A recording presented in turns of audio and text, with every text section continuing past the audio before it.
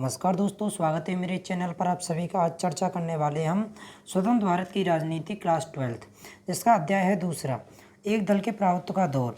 इसमें क्या क्या है, क्या क्या नहीं पढ़ना, हम सबसे पहले इस अध्याय का हम परिचय जान लेते हैं। ठीक है। और हमने पहले पढ़ा है कि जो हमारे राष्ट्र निर्माण की चुनौतियाँ जो थी मुख्यतः 3, वो कौन कौन सी थी उसके बारे में हमने विस्तार से जाना। और जो हमारे रजवाड़ों की जो क्या समस्या थी, वो क्यों नहीं उसमें राजी होना चाहते थे भारत संघ में, ठीक है, वो उनके बारे में भी हमने पढ़ा। ठीक है। हमने राज्य पुनर्गठन आयोग के बारे में भी पढ़ा। ठीक है। सभी के बारे में हमने चैप्टर नंबर 1 में पढ़ लिया, राष्ट्र निर्माण की चुनौतियाँ। आप उसकी वीडियो मेरे यूट्यूब चैनल पर मिल जाएंगी। ठीक है। चलिए अब इस अध्याय को हम स्टार्ट करते हैं। इसमें हम क्या पढ़ते हैं। ठीक है। सबसे पहले परिचय। पिछले अध्याय में हमने देखा कि राष्ट्र निर्माण की चुनौतियों के बारे में चर्चा की थी। ठीक है। जो मुख्यतः 3 चुनौतियाँ थीं। राष्ट्र निर्माण की चुनौतियों के तुरंत बाद हमारे सामने एक और चुनौती लोकतंत्र राजनीति की जमीन तैयार करने की थी। अब हमारे सामने कौन सी चुनौती थी? जो लोकतंत्र राजनीति की जमीन कैसे तैयार की जाए, कि वहाँ पर कैसे चुनाव करवाया जाए, और वहाँ पर चुनाव करवाने के बाद हमें क्या क्या समस्याएं आएंगी, क्या क्या हमें वो सभी कितनी कितनी समस्याओं को हमें सामना करना पड़ेगा, और कौन सी पार्टी थी जो लगातार 3-4 चुनावों में उसका प्रभुत्व रहा। ठीक है। लगातार 3 चुनावों कौन सी पार्टी लगातार अपने कायम रखा उसने अपना वर्चस्व। ठीक है। इसके बारे में हम चर्चा करेंगे। ठीक है। राजनीतिक दलों के बीच चुनाव प्रतिस्पर्धा आज़ादी के तुरंत बाद शुरू हो गई। अब इसके बाद देखेंगे कि जो हमारे जो विपक्षी दल हैं, जो हमारी विपक्ष जो है वो शुरू से ही मजबूत था या नहीं, कौन सी पार्टी विपक्ष में मजबूत थी, कौन सी पार्टी को कितने सीटें मिली। ठीक है। उसके बारे में चर्चा करेंगे। इस अध्याय में हम चुनाव राजनीति से पहले दशक ये बातें पर हम क्या है, चुनाव की राजनीति एक दशक यानी क्या, पहले दशक यानी 1951 में, हमारा 1951 में चुनाव हुआ था, और हम देखेंगे 10 साल की कहानी इसमें। ठीक है। और इस चर्चा से हम निम्नलिखित बातों को समझ सकते हैं। एक स्वतंत्र और निष्पक्ष चुनाव प्रणाली की स्थापना, इसके बारे में चर्चा करेंगे। आज़ादी के बाद के शुरुआती सालों में कांग्रेस का प्रभुत्व कितना रहा। ठीक है। लगातार 30 चुनावों में। विपक्ष दलों और उनकी नीतियों को क्या क्या उनकी नीतियाँ हो रहीं, उसके बारे में हम चर्चा करेंगे। ठीक है। अब स्टार्ट करते हैं। लोकतंत्र स्थापित करने की चुनौती, यानी हमें लोकतंत्र स्थापित करने की कौन कौन सी हमें चुनौती आई, उसके बारे में हम चर्चा करेंगे। ठीक है। चलिए,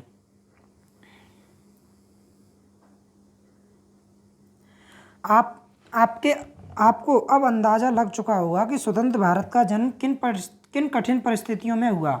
यानी अब आपने पहले पढ़ लिया है कि स्वतंत्र भारत, जो हमारा स्वतंत्र भारत की राजनीति में राष्ट्र निर्माण का जो चैप्टर है हमारा पहला, उसमें पढ़ा कि जो हमारा जो स्वतंत्र हुआ जब भारत, तो कितनी कितनी परेशानियां हुई थी, कितनी कितनी कठिनाई हुई।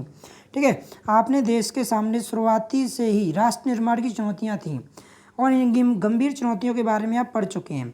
ऐसी चुनौतियों की चपेट में आकर कई अन्य देशों के नेताओं ने फैसला किया कि उनके देश में भी अभी लोकतंत्र को नहीं अपनाया जा सकता। इन नेताओं ने कहा कि राष्ट्रीय एकता हमारी पहली प्राथमिकता है। देखो, ये अन्य जो हमारे संघ जो देश स्वतंत्र हुए थे, जैसे श्रीलंका हुआ और दक्षिण अफ्रीका, जानी जो अन्य देश जो हुए थे, वो कह रहे थे कि अब हमारे जो हमारे यहाँ क्या है कि हम अभी लोकतंत्र स्थापित नहीं कर सकते, मगर श्रीलंका वगैरह में तो कर दिया गया था। पाकिस्तान हुआ या वो हुआ, वहाँ पर तो सैनिक शासन लगा। ठीक है। अन्य जो देश के जो नेता थे वो नहीं चाहते थे कि वहाँ पर लोकतंत्र भी स्थापित हो। ठीक है। उपनिवेश के चंगुल से आज़ाद हुए, इस यानी वो क्या कहते हैं, अभी हम ही अब किससे हुए हैं, उपनिवेशिक शासन के हमें क्या है अभी आज़ाद हुए हैं। ब्रिटिश वाला और फ्रांस ने ही यहाँ पर क्या कब्जा कर रखा था। ठीक है। और आलोकतांत्रिक शासन व्यवस्था कायम हुई है। आलोकतांत्रिक शासन व्यवस्था के कई रूप थे।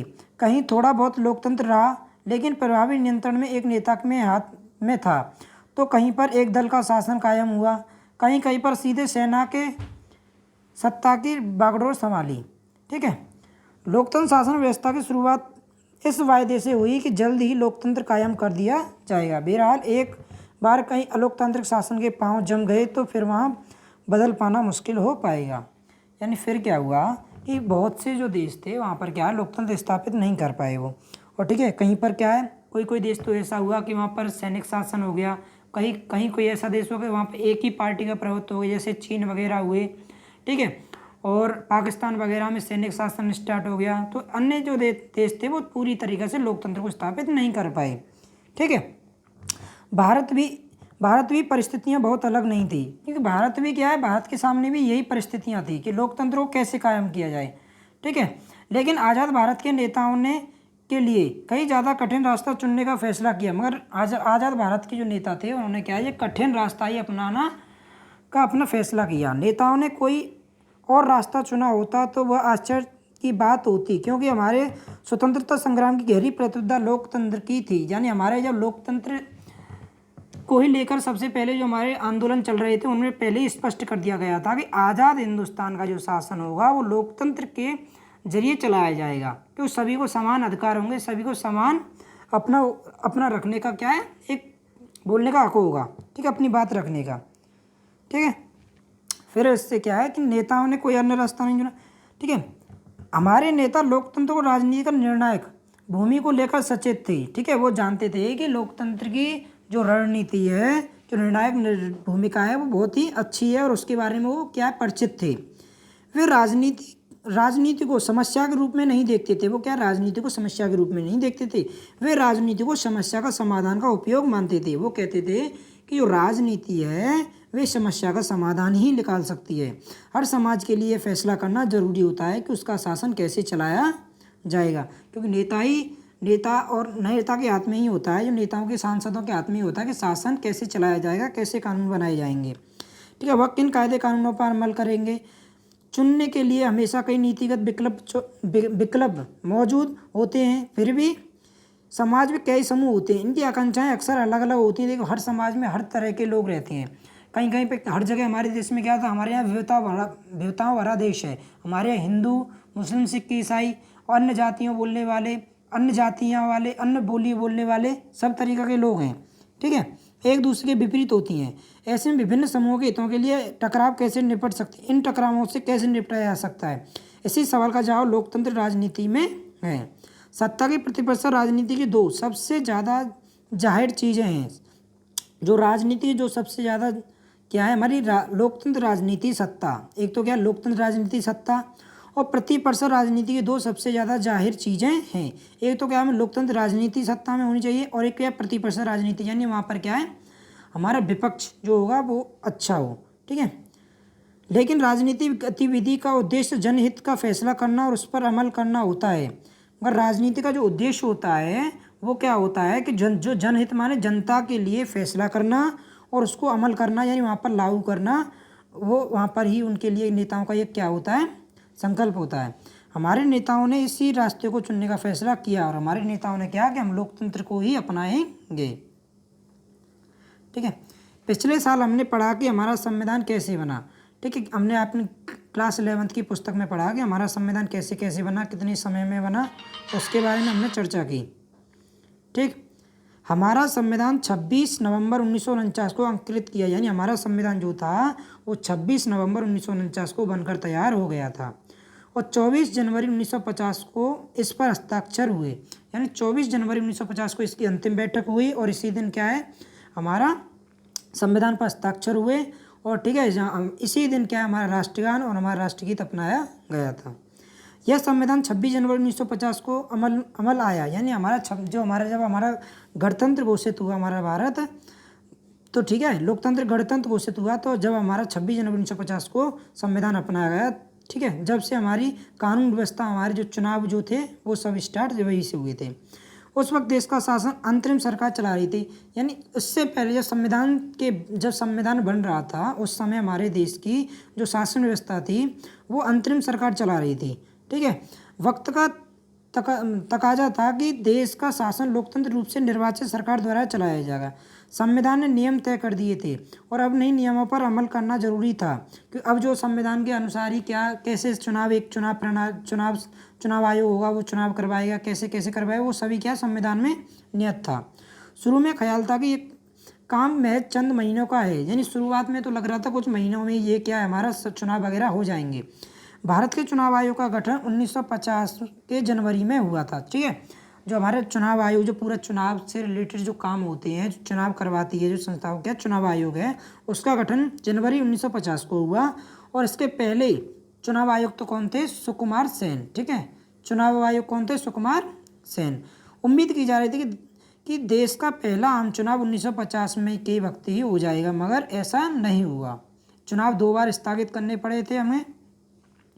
ठीक है, बहरहाल चुनाव आयोग ने पाया कि भारत के आकार को देखते हुए एक स्वतंत्र और निष्पक्ष आम चुनाव करवाना कोई आसान मामला नहीं है, क्योंकि हमारे यहाँ क्या है कि उस समय जो लोग थे वो पढ़े लिखे और नहीं थे, क्यों केवल 15% ही क्या थे? पढ़े लिखे लोग थे, और सभी लोग क्या थे? अनपढ़ थे। ठीक है, और चुनाव कराने के लिए चुनाव क्षेत्र का सीमांकन जरूरी था, क्योंकि हमारे यहाँ कोई तैयारी भी नहीं थी, सीमा ये भी नहीं था कि ये क्षेत्र से ये नेताजी वो खड़े होंगे या यहाँ से ये सदस्य खड़ा होगा यहाँ से। फिर मतदाता सूची का यानी मताधिकार प्राप्त वयस्क व्यक्ति की सूची बनाना, फिर क्या है? मतदाता सूची बनाना था। ठीक है, जो वोटर लिस्ट जो होती है उसको बनाना था। फिर इन दोनों कामों को बहुत सारा समय लगा। इन दोनों कामों में ही जो सीमांकन क्षेत्र करने में और जो हमारी वोटर लिस्ट तैयार करने में ही बहुत समय लग गया था। मतदाता सूची का जवाब पहला प्रारूप प्रकाशित हुआ तो पता चला कि 40 लाख महिलाओं के नाम दर्ज होने से रह गई, यानी लगभग 40 लाख महिलाओं को उसमें वोटर लिस्ट में नाम नहीं आया। और इन महिलाओं को अलाकी बेटी फलाकी बेबी के रूप में दर्ज किया गया। यानी उस समय जो अब ये सर्वे जो करने गए, जो वोटर लिस्ट बनाने गए, तो क्योंकि गांव में जो वहाँ पर क्या था वो काम पर चले जाते थे, तो जब वहाँ पर माना जाता था गांव में कि पहले वो अपने पति और अपने ससुर का नाम नहीं लेते थे। ठीक है, तो वो भी उसका नाम नहीं लेते थे, तो ठीक है, तो वो कहती थी वो अलाकी बेटी, अलाकी बीवी, अलाकी वो, तो इसमें यानी उनके नाम सीधी तरीक़ा से जुड़े ही नहीं गए, तो उन्हें पता ही नहीं पड़ा कि ये किसकी पत्नी है, किसकी बेटी है, किसकी बहू है। ठीक है, पता ही नहीं पड़ा। ठीक है, चुनाव आयोग ने ऐसी प्रतिष्ठित मानकों से इनकार कर दिया। अब ऐसी जो वोटर लिस्ट थी, तो चुनाव आयोग ने क्या है इसको क्या कर दिया? खारिज कर दिया। और आयोग ने फैसला किया कि यह संभव होगा कि इसका पुनरावलोकन, यानी इसका क्या है, ये दोबारा बनाई जाएगी और जरूरी लोग लगे तो ऐसी प्रतिष्ठित को हटाया जाए।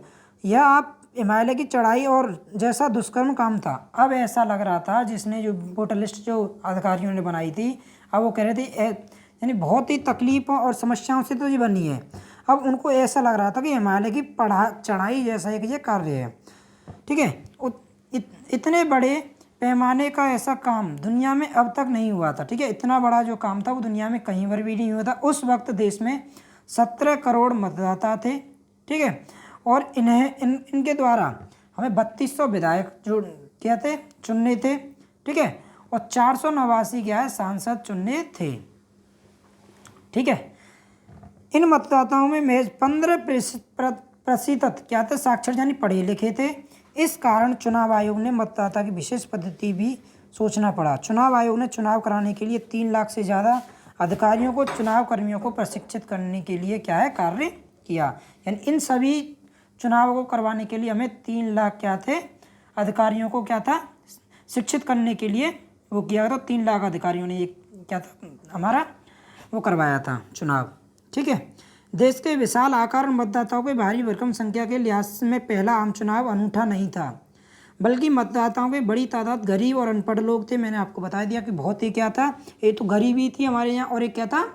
अनपढ़ लोग थे हमारे यहाँ। ठीक है, ऐसे माहौल में यह चुनाव लोकतंत्र की परीक्षा की कठिन घड़ी थी।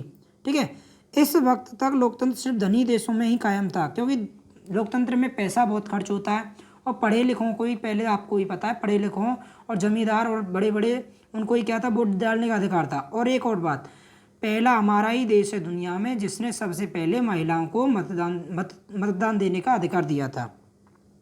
ठीक है, उस समय यूरोप के बहुत सारे देशों में महिलाओं को मताधिकार नहीं मिला। ऐसा में हिंदुस्तान सर्व मताधिकार पर अमल हुआ। यह आप में बहुत बड़ा जोखिम प्रयोग था। ठीक है, हिंदुस्तान संपादक ने इतिहास का सबसे बड़ा जुआ कहा। एक हिंदुस्तान जो संपादक जो थे उन्होंने कहा कि इतिहास का सबसे बड़ा जुआ है ये। ठीक है, और ऑर्गेनाइजर एक पत्रिका है। ठीक है, इसने क्या कहा कि जवाहरलाल नेहरू अपने जीवित रहते इस देखकर पछताएंगे कि भारत में सर्व मताधिकार असफल होगा, जो चुनाव प्रक्रिया है वो असफल होगी। और इंडियन सिविल सर्विस में एक अंग्रेजी नुमाइंदे का दावा था कि आने वाले वक्त में और अब से कई ज़्यादा जानवर दौड़ बड़े किस्म के लाखें अनपढ़ लोगों ने मतदान की बेहूदी नौटंकी देखेंगे। यानी एक इंडियन सिविल सर्विस का एक अधिकारी था, अंग्रेजी नुमाइंदा, इसने दावा किया कि आने वाले समय यानी आने वाले वक्त में अब से कई ज़्यादा जानकार दौर बड़े किस किस्म से लाखों अनपढ़ लोगों के मतदान की ये बेहूदी नौटंकी देखेंगे। क्योंकि हमारे यहाँ अनपढ़ लोग थे, वो सब तो उनको कह रहे थे इनकी नौटंकी पूरी विश्व देखेगा। ठीक है, चुनाव को 2 बार स्थगित करना पड़ा। आखिरकार 1951 के अक्टूबर से 1952 के फरवरी तक चुनाव हुए। तो इसीलिए पहला चुनाव माना जाता है कि 1951 से और 1952 तक ये चुनाव माना जाता है। ठीक है, पहला। बहरहाल इस चुनाव को अमूना 1952 चुनाव ही कहा जाता है, क्योंकि देश के अधिकांश हिस्सों में मतदान 1952 में हुआ। चुनाव अधिनियम का मतदान और मतगणना के कुल 6 महीने लगे। ठीक है, इसमें जो हमारा मतदान और मतगणना में कितने लगे थे, 6 महीने लगे। चुनाव में उम्मीदवारों को बीच मुकाबले हुए। औसत हर सीट के लिए 4 उम्मीदवार, हर सीट के लिए कितने थे, 4 उम्मीदवार चुने गए थे। ठीक है, 4 उम्मीदवार चुनाव मैदान में थे। लोगों ने इस चुनाव में बढ़ चढ़कर हिस्सेदारी की। कुल मतदाताओं के आधे से अधिक ने मतदान के दिन अपना वोट डाला।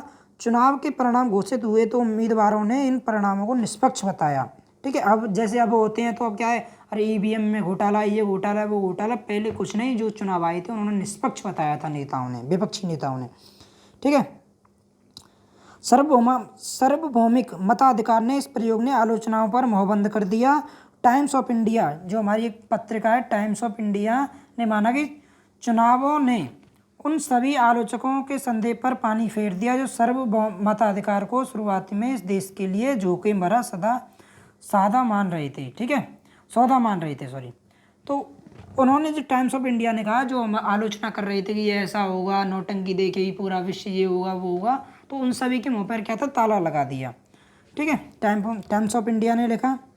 ठीक है, और देश से बाहर परिपक्षों भी हैरान थे। ठीक है, हिंदुस्तान टाइम्स ने लिखा कि यह बात हर जगह मानी जा रही है कि भारतीय जनता ने विश्व के इतिहास में लोकतंत्र के सबसे बड़े प्रयोग की बाखूबी अंजाम दिया। 1952 का आम चुनाव पूरी दुनिया के लिए लोकतंत्र इतिहास के लिए मील का पत्थर साबित हुआ। यह दलील देना पाना संभव नहीं रहा कि लोकतंत्र चुनाव गरीबी अथवा अशिक्षा के माहौल में नहीं कराया जा सकता, और यह बात साबित हो गई, दुनिया में कहीं भी लोकतंत्र अमल किया जा सकता है। यानी इस बात से हमें ये पता चला कि जो लोकतंत्र है उसके लिए ज़रूरी नहीं है कि लोग पढ़े लिखे हों और वो शिक्षित हों। उसके लिए क्या है, एक हमारे लिए एक रूपता होनी चाहिए। ठीक है, उसी के मकसद रखते हुए क्या है कि हम लोकतंत्र को कायम कर सकते हैं, और जैसा भारत ने कर दिखाया। ठीक है, ये यहाँ पर ये वीडियो में यहीं पर हम विराम देते हैं, और अगले पार्ट में हम पढ़ेंगे कि पहले 3 चुनाव में कांग्रेस का प्रभुत्व क्या था। ठीक है, उसके बारे में चर्चा करेंगे। मिलते हैं अगली वीडियो में। जय हिंद, जय भारत।